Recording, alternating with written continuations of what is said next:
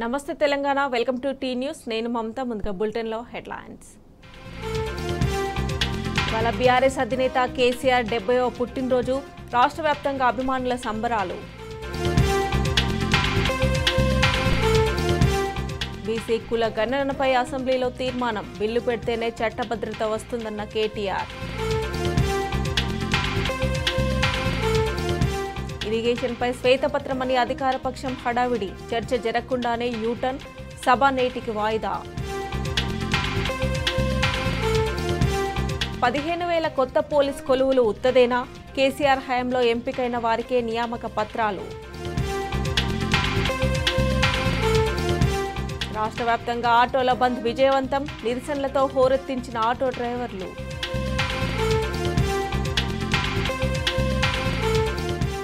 గ్రామీణ భారత్ బంద్ ప్రశాంతం జాతీయ రహదారులను స్తంభింపజేసిన రైతులు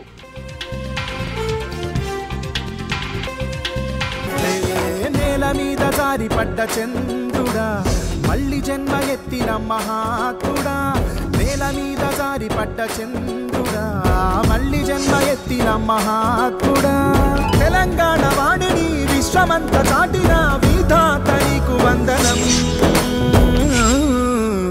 నీ జన్మ ఒక స్వాతంత్ర్యం నీ పలుకులే సందేశం నీ అడుగు ఆనందమయం కంటి చూపులే కిరణమయం అహింసే ఆయుధంగా స్వరాష్ట్రాన్ని సాధించిన ధన్యజీవి ఈ దేశ తలరాతను మార్చడానికి ముందుకొచ్చిన కర్మజీవి బీడువారిన పొలాల్లో పచ్చందాలు పరిచిన కార్యశీలి ఎన్ని అడ్డంకులు ఎదురైనా లక్ష్యం వీడని దిశాలి కుట్రలు తిప్పికొట్టిన రాజకీయ చాణక్యం నడిచొచ్చే భారత విజ్ఞాన సర్వస్వం కలలుగన్న రాష్ట్రాన్ని కళ్ళెదుట నిలిపిన యోధుడు సంక్షేమానికి మానవీయ పరిమళాలు అద్దిన సహృదయ నేత కేసీఆర్కు టీ న్యూస్ హార్దిక జన్మదిన శుభాకాంక్షలు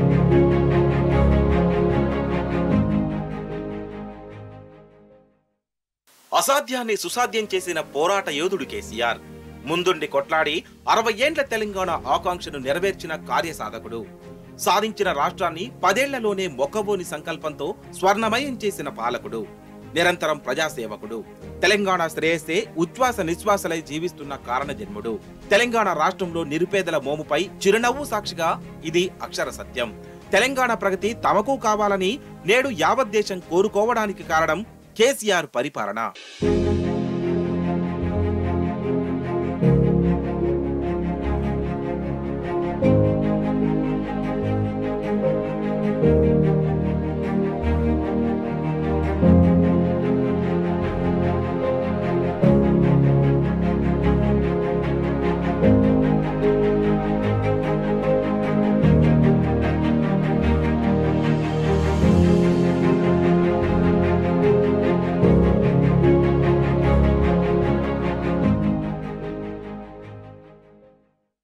వృద్ధులకు కేసీఆర్ పెద్ద కొడుకైండు వికలాంగులకు తోడైండు మహిళలకు తోబుట్టువయ్యాడు యువతకు ఆదర్శ నాయకుడయ్యాడు నిండిన చెరువుల్లోనూ గలగల పారుతున్న కాలువల్లోనూ ఇంటింటికి చేరుతున్న నల్లా నీళ్లలోనూ కేసీఆరే కనిపిస్తున్నారు అన్నదాత మొహం చిరునవ్వుకు ఆయనే కారణం కేసీఆర్ పేరు చెబితే 100 ఏళ్ల అభివృద్ధి కళ్ల ముందు కనిపిస్తుంది కేసీఆర్ అంటే ప్రజలకు ఒక విశ్వాసం నమ్మకం ధైర్యం భరోసా తెలంగాణ ప్రజలకు కేసీఆర్ కొండంత బలం కేసీఆర్ ఉక్కు సంకల్పానికి నిదర్శనం ప్రత్యేక తెలంగాణ పోరాటం తన అంకుటిత దీక్షా దక్షతలతో తెలంగాణ సమాజాన్ని ఏకం చేసి ఢిల్లీలో భూకంపం పుట్టించిన చరిత్ర అజరామరం ప్రత్యేక రాష్ట్రంతోనే హైదరాబాద్ లో అడుగు పెడతానని శపథం పూని సాధించిన కారణ జన్ముడు ఇక తెలంగాణ రాష్ట్రం ఆవిర్భావం ఒకెత్తైతే సాధించిన తెలంగాణను పునర్నిర్మించిన తీరు మరో చరిత్ర సమైక్య పాలనలో విధ్వంసానికి గురైన తెలంగాణ నేడు సిరుల మాగాణమై పులకిస్తోంది ఒకటా రెండా ఏ రంగంలో చూసినా తెలంగాణ ఉవ్వెత్తున ఎగుతుంది కాళేశ్వర నిర్మాణంతో అపర భగీరథుడై తెలంగాణ సాగునీటి గోసకు శాశ్వత పరిష్కారం చూపారు మిషన్ కాకతీయతో గొలుసుకట్టు చెరువులకు పునర్వైభవం తీసుకొచ్చారు.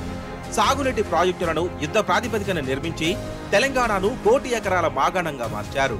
ఒకప్పటి కరెంటు కోతల తెలంగాణ నేడు 24 గంటల విద్యుత్ సరఫరాతో వెలుగులు వెలజిమ్ముతోంది.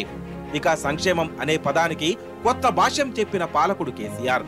తెలంగాణలో సంక్షేమ పథకాలకు నేడు దేశమే అబ్బురపడుతోంది. ఆసరా పింఛన్లు, రైతు బంధు, రైతు బీమా, రైతులకు ఉచిత విద్యుత్, దళిత బంధు, కళ్యాణలక్ష్మి, ఆసరా, కేసీఆర్ కిట్, బతుకమ్మ చీరలు, హరితహారం, మిషన్ కాకతీయ, మిషన్ భగీరథ ఒకటా రెండా? కేసీఆర్ అమలు చేసినన్ని సంక్షేమ పథకాలు దేశంలో ఎక్కడా లేవు.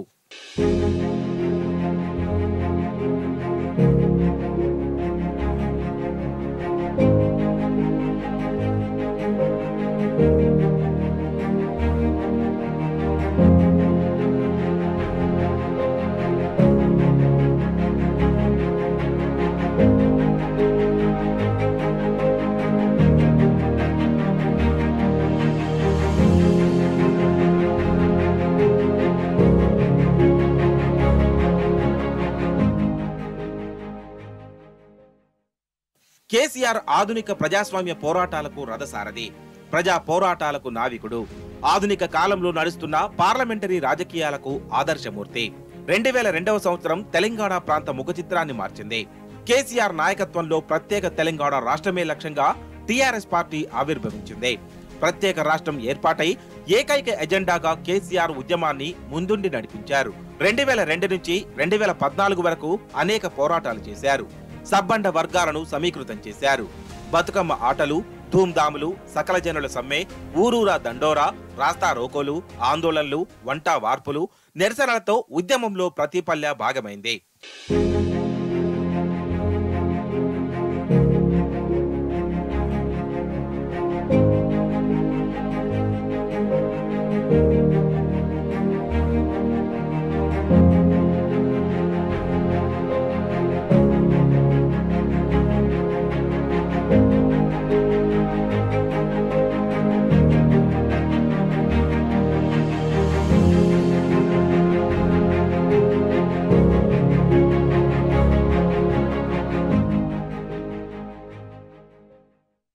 ప్రతి ఒక్కరూ పోరాటానికి కలిసొచ్చారు.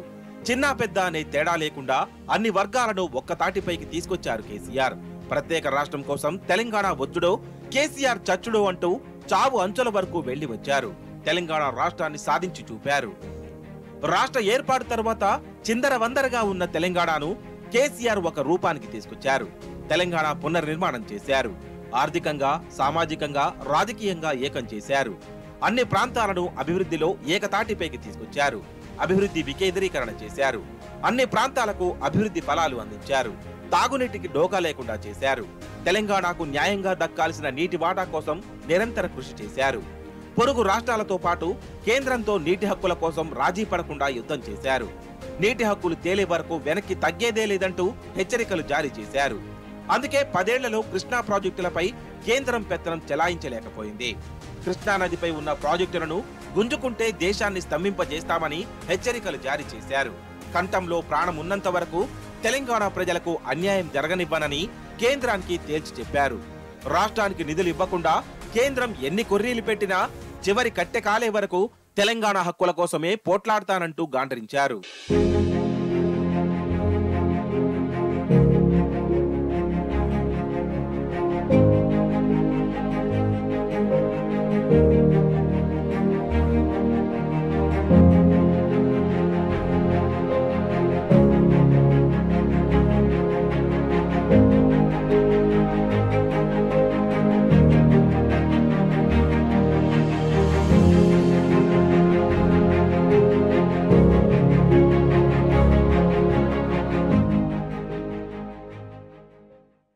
అబద్ధాలతో కాంగ్రెస్ అధికారంలోకి రావడంతో మళ్లీ కృష్ణా ప్రాజెక్టులపై కేంద్రం కన్నేసింది. రేవంత్ సర్కార్ అనాలోచిత నిర్ణయంతో ప్రాజెక్టులు కేంద్రం చేతుల్లోకి వెళ్లే ప్రమాదం ఏర్పడింది. దీంతో మరోసారి తెలంగాణ హక్కుల కోసం కేసీఆర్ శంఖం పూరించారు. ప్రాజెక్టులు అప్పగిస్తే దక్షిణ తెలంగాణ ఎడారిగా మారుతుందంటూ కేసీఆర్ ఆవేదన వ్యక్తం చేశారు. నీళ్లు, నిధులు, నియామకాల ట్యాగ్ లైన్ తో ఏర్పడిన తెలంగాణకు మళ్లీ నీటి కష్టాలు రాకుండా పోరాటానికి సిద్ధంగా ఉన్నామంటూ కేసీఆర్ ప్రకటించారు. 70 ఏళ్ల వయసులోనూ మరోసారి యుద్ధానికి పిలుపునిచ్చారు. తన జీవితమే తెలంగాణకు అంకితమిచ్చిన కేసీఆర్ ఇప్పుడు మళ్లీ ప్రజలను ఏకం చేసేందుకు రెడీ అయ్యారు. రేవంత్ సర్కార్ కుట్రను ప్రజల్లో ఎండగడుతూ కేంద్రం కుయుక్తులను పటాపంచలు చేస్తూ ముందుకు కదులుతున్నారు. అప్పుడు రాష్ట్రం కోసం 14 ఏళ్లు పోరాటం చేస్తే ఇప్పుడు నీళ్ల కోసం చివరి శ్వాస వరకు పోరాడేందుకు సిద్ధంగా ఉన్న కేసీఆర్ వెంట ప్రజలు అడుగులు వేస్తున్నారు. ఉద్యమాల వీరుడోయమ్మో పొద్దుపడుపై మలిసినాడమ్మో కంటి పాపై కాస్తున్నాడమ్మో కల్వకుంట్ల చంద్రుడోయమ్మో నేల మీద జారిపడ్డ చంద్రుడా మళ్ళీ జన్మ ఎత్తిన మహాత్ముడా నేల మీద జారిపడ్డ చంద్రుడా మళ్ళీ జన్మ ఎత్తిన మహాత్ముడా తెలంగాణ వాణిని విశ్వమంత చాటిన విధాత నీకు వందనం నీ జన్మ ఒక స్వాతంత్ర్యం నీ పలుకులే సందేశం నీ అడుగు ఆనందమయం కంటి చూపులే కిరణ్మయం. ఇక ప్రభుత్వం అసెంబ్లీలో ఇరిగేషన్ పై శ్వేతపత్రం విడుదల చేసేందుకు వెనుకడుగు వేసింది. విపక్ష సభ్యుల వినతిని పట్టించుకోకుండా స్పీకర్ సభను శనివారానికి వాయిదా వేశారు. సభ అజెండాను బేఖాతరు చేయడంపై మాజీ మంత్రి హరీష్ రావు ప్రభుత్వాన్ని ప్రశ్నించారు. ఇరిగేషన్ పై ఇవాళే చర్చ ఉంటుందని చెప్పిన ప్రభుత్వం ఇప్పుడు ఎందుకు పారిపోతుందని నిలదీశారు. ప్రభుత్వం సభను బుల్డోజ్ చేయడం సరికాదని సభా సాంప్రదాయాలను పాటించాలన్నారు హరీష్ రావు. ఎజెండా అనేటువంటిది బీఎస్సీలో మనం డిస్కస్ చేసి అన్ని రాజకీయ పక్షాలను కలుపుకొని ఓ సాంప్రదాయం మనం పాటిస్తాం అధ్యక్ష. మీ సమక్షంలో నిర్ణయం జరుగుతుంది. సభ ఒకవేళ ఎక్స్టెండ్ చేయాలనుకున్నా, సభను కొనసాగించాలనుకున్నా, కొత్త అంశాలు ఏదైనా పెట్టాలనుకున్నా మీరు బీఎస్సీ మీటింగ్ పిలిచి మా అందరితో కూడా మాట్లాడి అందరినీ కాన్ఫిడెన్స్లోకి తీసుకొని చేయాల్సి ఉంటుంది అధ్యక్ష. కానీ ఈరోజు ఉదయం నుంచి ఎజెండాలో ఒక్కటి ఉంది కదా, only one item in the agenda, short discussion on irrigation sector. మేమందరం కూడా ప్రిపేర్ అయ్యి ఉదయం 10 గంటల నుంచి ఇక్కడ కూర్చున్నాం అధ్యక్ష. కానీ ఇవాళ మీరు ఇప్పుడు మాకు ఈరోజు అసెంబ్లీ లాస్ట్ అని చెప్పారు. మేము నిన్న ఈరోజు కూడా లెజిస్లేటివ్ అఫైర్స్ మినిస్టర్ గారిని ఉదయం కూడా కలిసి అడిగాం, శాసనసభ రేపు ఉంటుందా, ఈరోజు డిస్కషన్ ఉంటుందా అంటే ఈరోజే ఉంటుంది, ఇవాళనే లాస్ట్ ఎజెండాలో ఇచ్చినాం, వీఆర్ ఫాలోయింగ్ ద ఎజెండా అని మేము శాసనసభ మంత్రి గారిని అడిగితే ఉదయం చెప్పినారు. మధ్యాహ్నం 1 గంటకు కూడా పోయి వారిని కలిసి అడిగినాం. మేము యాక్చువల్గా విప్పులు లెజిస్లేటివ్ అఫైర్స్ మినిస్టర్ వచ్చి మాతో కోఆర్డినేట్ చేయాలి. దురదృష్టం ఏంటంటే మేమే వెళ్ళి వారిని అడిగినటువంటి పరిస్థితి ఈ సభలో చూస్తూ ఉన్నాం. గతంలో మేము అట్లా చేయలేదు. అయితే మధ్యాహ్నం కూడా పోయి కలిస్తే ఎస్ ఈరోజే ఎజెండా ఫాలో అవుతాం, ఇవాళనే డిస్కషన్ ఉంటుంది అని వారు చెప్పారు. ఇవాళ అసెంబ్లీ లాస్ట్ అని కూడా చెప్పారు. దాన్ని బట్టి మేము రేపు వేరే ప్రోగ్రామ్స్ ఏదో పెట్టుకున్నాం. ఇప్పుడు నిన్న కూడా రాత్రి 9 దాకా అసెంబ్లీ జరిగింది, 11:30 దాకా కౌన్సిల్ సమావేశం జరిగింది. ఇప్పుడు ఎంత అయింది? 6 అయింది కదా అధ్యక్ష. ఓ 5 గంటలు చర్చిద్దాం, రాత్రి 11 కానీ ఈరోజు డిస్కస్ చేద్దాం, సావధానంగా మాట్లాడదాం. మీరు ఎంతసేపు మాట్లాడతామంటే కూడా మాకు అంత ఓపుకున్నది. మీరు ఎంతసేపు ఈ అంశం మీద మాట్లాడడానికి మీరు ప్రిపేర్డ్ ఉన్నా మేము వినడానికి, మేము మా వాదన మా యొక్క ఆలోచనను చెప్పడానికి మేము సిద్ధంగా ఉన్నాం. దయచేసి ఎల్ఏ మినిస్టర్ గారు సభా సాంప్రదాయాలు పాటించాలి, మీరు ఇచ్చిన మాట మీద మీరు నిలబడాలి. ఈరోజు ఉదయం నుంచి 2 సార్లు కూడా ఈరోజే డిస్కషన్ అవుతుంది, ఈరోజే మాట్లాడదామని మీరు మాకు మాట ఇచ్చి ఇట్లా మీరు సడన్గా మారిస్తే ఇది సభా సాంప్రదాయాలకు మంచిది కాదు. We follow certain procedures, we follow certain practices. Speaker గారు మీరు కూడా ఇది ఇంకా 5 ఏళ్ళు మీరు మమ్మల్ని కాన్ఫిడెన్స్లోకి తీసుకోవాలి. మీరైనా వారైనా మీరు ఏదున్నా ఈ ఒక రోజుతో అయ్యేది కాదు. ఏదైనా ప్రధాన ప్రతిపక్షానికి కూడా సమానమైన గౌరవం ఇస్తూ కాన్ఫిడెన్స్లు తీసుకొని నడిపేటువంటి పద్ధతి ఈ సభలో చూస్తూ ఉన్నాం గత కొంతకాలంగా. కానీ ఇట్లా మేము బుల్డోజ్ చేస్తాం, మా ఇష్టం ఉన్నప్పుడు వాయిదా వేస్తాం, మేము బీఎస్సీ మాట్లాడము, ప్రధాన ప్రతిపక్షంను కాన్ఫిడెన్స్లోకి తీసుకోము, మా ఇష్టారీతిలో సభ నడుపుతామంటే అది మీ విజ్ఞత అధ్యక్ష. కానీ దయచేసి మేము కోరేది ఈరోజే సభ జరపండి, ఈరోజే ఎజెండా ప్రకారంగా ఈ డిస్కషన్ ఇవాళ పూర్తి చేయాలని మీ ద్వారా ప్రభుత్వాన్ని కోరుతాం.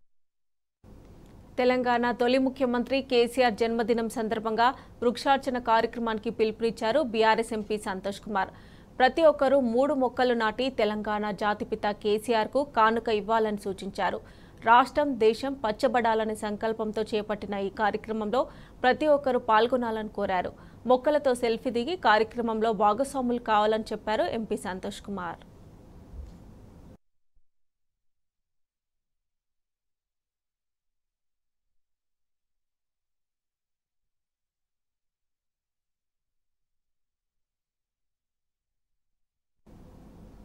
ఇవి bulletin updates. Keep watching tea news.